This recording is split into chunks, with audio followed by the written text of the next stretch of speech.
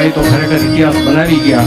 દીપકભાઈ, તમારા બેન બહુ આજે રાજી થતા હશે, કદાચ આવ્યા હશે સભામાં, મને ખબર નથી, પણ તમારા બેનને લાખ લાખ ધન્યવાદ કે આવા પતિની પતિવતા ભક્તિથી એને સેવા કરી, 3 દીકરાઓને જન્મ આપી મોટા કર્યા. એને અત્યારે કદાચ વૈધવ્ય પણ ભોગવવું પડતો હશે, મારા પતિ નથી, પણ એ બેનને કહેજો કે તમારી સાથે 250 સાધુ અને આવડી મોટી સમાજ તમારી સાથે છે.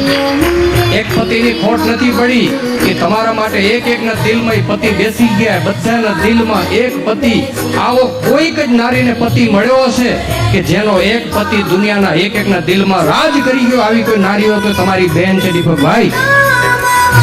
મારે કાંઈ નથી કેવું. આજે આવો સરસ અવસર ચાલતો હોય, ઉપમાન સ્વામી જેવા, બાલકૃષ્ણ જેવા મોટા સંતો બેઠા હોય ત્યારે હું એક નાનો સાધુ છું, પણ મને આ અવસરમાં આવવા મળ્યું, મારું ભાગ્ય માનું છું.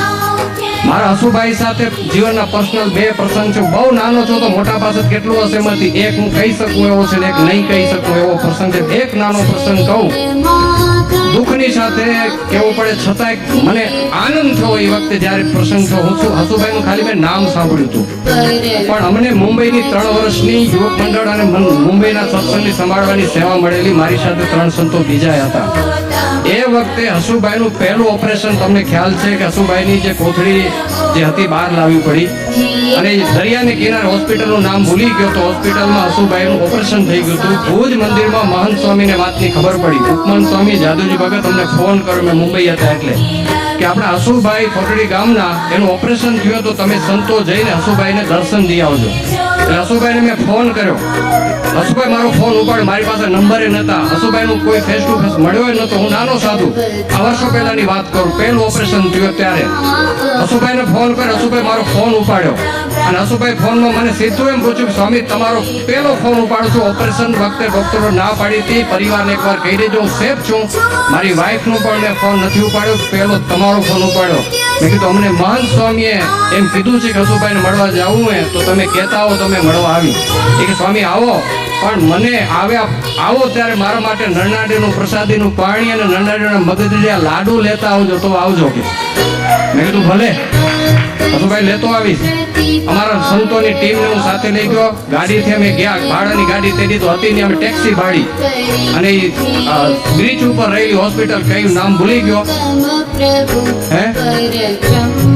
બ્રિજ કેન્ડી હોસ્પિટલ એમાં હતા. અમે ગયા, એની સાથે કોઈ 2-3 હરિભક્તો હતા. ગયા એટલા ખુશ થયા, સ્વામી આવો આવો કે, હસમુખો ચહેરો, ભડકડું શરીર. એટલે અમને એમ કે પહેલે તો મને ગભરાટ લાગતી હતી, મોટો શેઠિયો મળવું, શું વાત કરવી. અમે ગયા એટલે મારી પાસે પ્રસાદીનું નરનાડીનું પાણી, તમને ખબર નાની બોટલ હોય કેસરી કલરનું જળ, મને એમ કે ખોલીને 2 ટીપા હાથમાં દઉં. મેં પૂછ ખોલીને મારા હાથમાં સીધી જટી લીધી સીધી. મને કે લાવો સ્વામી. આખી પાન કરી ગયા અને લાડવાનું બોક્સ અમારું. મને સ્વામી લાડવા લાવો કે. લાડવા પ્રેમથી મગદડિયા હો, આખું બોક્સ જમ્યા. અને સ્વામી કે ઘણા દી પછી આ નરનાડીના લાડવા મળે, મને મજા આવી, હું આજો થઈ જઈશ કે. આ મારી લાઈફમાં બનેલો પ્રસંગ છે. આવડો એક દાનવીર દીકરો, તેની તો એની દાનવીરતાની મને કોઈ ખબર નથી, એની શું સેવા છે સમાજ માટે મને કાંઈ ખબર નથી. વર્ષો પહેલા એક મારા જીવનનો પર્સનલ બનેલો હસુભાઈનો પ્રસંગ, અને એને જ્યારે અક્ષરધામ સોસાયટી બનાવી હોય અને એના ઓપનિંગમાં મારા જેવા એક નાના સાધુને આવવા મળ્યું, એ મારું ભાગ્ય માનું છું. મને કાંઈ આજે કેવું નથી.